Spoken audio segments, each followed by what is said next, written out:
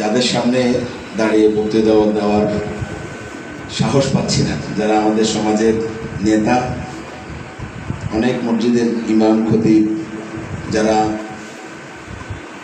আমাদেরকে প্রতি মুহূর্ত দিনের দাওয়াত দেন, সাহস পাচ্ছি না ওনাদের সামনে কিছু বলার জন্য। আসলে আজকে দেশের একটা বিশেষ পরিস্থিতির কারণে উপলব্ধি করলাম, এবং এই আপনাদের আমার মনে হয় আমি একটু কষ্ট দিতে চাই, আমরা মনে হয় মুরব্বীরা একটু সামনে বসলে মনে হয় ভালো হইতো। সেলিম ভাইও আসছে। সেলিম ভাই যে মহান, আল্লাহ যে পরাক্রমশালী, সর্বময় ক্ষমতার অধিকারী, তার প্রমাণ বাংলাদেশে যিনি নিজেকে নাউজুবিল্লাহ ফেরাউনের প্রতিচ্ছবি হিসেবে প্রতিষ্ঠিত করেছিল। আল্লাহ ফেরাউনকে যেরকম নীল নদের মধ্যে ডুবিয়ে মেরেছে, আজকে স্বর্ণসারার মতো পৃথিবীর বিভিন্ন দেশে ঘুরে বেড়াচ্ছে, কেউ তোমাকে নিতে রাজি হচ্ছে না। এটা পৃথিবীর জন্য বর্তমান সময়ে আল্লাহ পাকের একটা বিরাট মজেজা আমি মনে করি। তো যাই হোক, আমরা আমাদের আলেম সমাজের মাধ্যমে এখনো ষড়যন্ত্র বন্ধ হয় নাই। এই যে সামাজিক অনাচার চলতেছে বিভিন্নভাবে, এগুলো একটা সুপরিকল্পিত পরিকল্পনার অংশ। আজকে পর্যন্ত আমরা পুলিশকে থানায় আনতে পারতেছি না, অ্যাক্টিভ করতে পারতেছি না, প্রশাসন নাই। আজকে বাংলাদেশে গত 5 দিন কোনো রাষ্ট্রের সরকার নাই, কোনো প্রশাসন নাই, কিছু নাই। এটা কেন হচ্ছে জানেন? এটা হচ্ছে যে এরকমভাবে অস্থিরতা তৈরি করে, ডাকাতি তৈরি করে, ঢাকায় দেখেছেন গতকালকে রাত্রে কিভাবে সমগ্র ঢাকায় ডাকাতি করার চেষ্টা করতেছে, থানাগুলো লুট করে নিয়ে গেছে। বিভিন্ন টোকাই 12, 13 বছর, 14 বছর, 15 বছরের টোকাই, যেগুলা ওই যে কিশোর গ্যাং বিভিন্নভাবে ছিল, ওদেরকে অর্থ দিয়ে আমাদেরও কিছু লোকজনকে বিপদগামী করে, সমাজের বিভিন্ন বিপদগামী লোকরা জড়িত হয়ে সারা বাংলাদেশে একটা অরাজকতা পরিবেশ তৈরি করার চেষ্টা করতেছে, একটা পরিকল্পিতভাবে, যে তারা এই দেশটাকে একটা অরাজক অবস্থায় নিতে পারলে ওরা সরাসরি সামরিক শাসন অথবা ভারতীয় তাবেদাররা বসে নাই। গতকালকেও ভারতের পররাষ্ট্র মন্ত্রণালয়ের সর্বদলীয় বৈঠক হয়েছে বাংলাদেশকে নিয়ে, আপনারা পত্রপত্রিকা হুজুররা সবাই দেখেন, এগুলো চলতেছে। এই অবস্থায় এই দেশটা তো আমি মনে করি আমাদের এই যে ছোট ছোট ছেলেমেয়েরা, ছাত্রছাত্রীরা, ওরা তো সংখ্যায় ছিল কম, ওদের সাথে আমরা অভিভাবকরা, আমাদের বিভিন্ন রাজনৈতিক দল মত, সমাজ, বিভিন্ন পেশা, আমরা 15 বছরের খুব বিভিন্নভাবে আমরা পারতেছিলাম না। আমাদের অনেক 15 বছরে কত লোক শহীদ হয়েছে, এটার কোনো হিসাব নেই, কত গুম হয়েছে।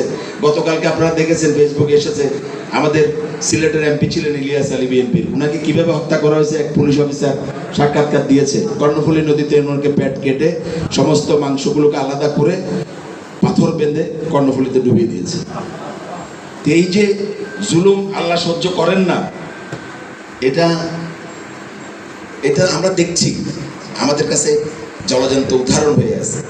এখন আমি আপনাদেরকে আজকে এখানে দাওয়াত দেওয়ার, আপনাদেরকে কষ্ট দেওয়ার একটা উদ্দেশ্য নিয়ে এখানে আপনাদেরকে উপস্থিত করেছি।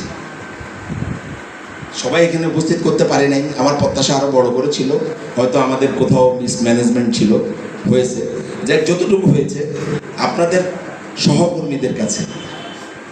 আমি বিশ্বাস করি ইসলাম যে মদিনার মসজিদে নববী থেকে আল্লাহ রসুল সারা দুনিয়ার শাসন করেছেন, রাষ্ট্র ব্যবস্থা মসজিদ কেন্দ্রিক ছিল। আমরা যখন ছোট ছিলাম, আমি গ্রামে যখন যাইতাম দেখতাম মসজিদেই শুক্রবারের নামাজের পরে সমাজের অনেক বিভেদ, অনেক কিছুর ফয়সালা মসজিদে হইতো, গ্রাম কেন্দ্রিক, শহরে হয়তো হইতো না।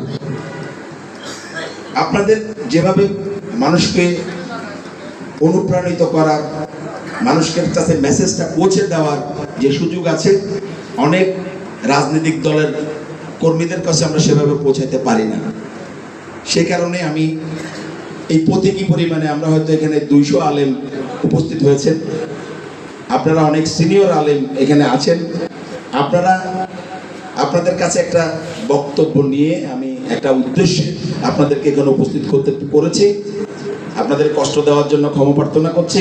এটা আসলে ব্যানারে হয়তো আমাদের দলীয় নেতাদের ছবি দিচ্ছে, আমি ছবি দিতে নিষেধ করেছিলাম, হ্যাঁ, যে ব্যানার করে ফেলছে, আবার ফার্দার করার সুযোগ নাই দিলাই আমাদের নেতাদের, আমি এটা সেটাও চাই নাই। আমি বর্তমান এই দেশের বর্তমান প্রেক্ষাপটে এই যে আমরা 53 বছরের একটা রাষ্ট্র, গত 15 বছর পুলিশ, সামরিক বাহিনী, বিডিআর, প্রশাসন, আইন ব্যবস্থা, বিচার বিভাগ সমস্ত কিছু এমন জায়গায় নিয়ে গেছে, সারাক্ষণ সকাল থেকে রাত পর্যন্ত শুধু মিথ্যা আর মিথ্যা আর মিথ্যা। সবাই, সারা জাতি দেখতেছি আমরা মিথ্যা কথা বলতেছে, মিথ্যা চলতেছে, মিথ্যা প্রতিষ্ঠিত। আমরা বোবা হয়ে গেছিলাম, আমরা কিছু করার ছিল না, আমাদের কারো শক্তি ছিল না সাহস করে মসজিদের মিম্বারে দাঁড়াইও আপনারা বলতে পারেন না। এটা সত্য, এটা সত্য, এটা সত্য। আজকে আপনাদেরকে দায়িত্বটা নিতে হবে। সেটা হচ্ছে এই যে অরাজক অবস্থা, তারা একটা আমাদের ওই যে ওয়েস্টার্ন বই আমরা ছোটবেলা পড়তাম, আউট অফ ল, যেখানে কোনো আইন থাকে না, ওখানে শক্তিটাই আইন। আজকে বাংলাদেশে গত 5 দিনে এখন যেটা হচ্ছে সেটা হচ্ছে অত্যন্ত পরিকল্পিতভাবে। ধরেন আপনার সাথে 30 বছর আগে জায়গা জমি নিয়ে একটা ঝামেলা আছে, আদালতে মামলা চলতেছে, আপনি বিচার পান নাই। আজকে এই শহীদদের রক্তের উপরে যে স্বপ্ন, এটাকে ধূলিসাৎ করার জন্য আপনি আইসা এটা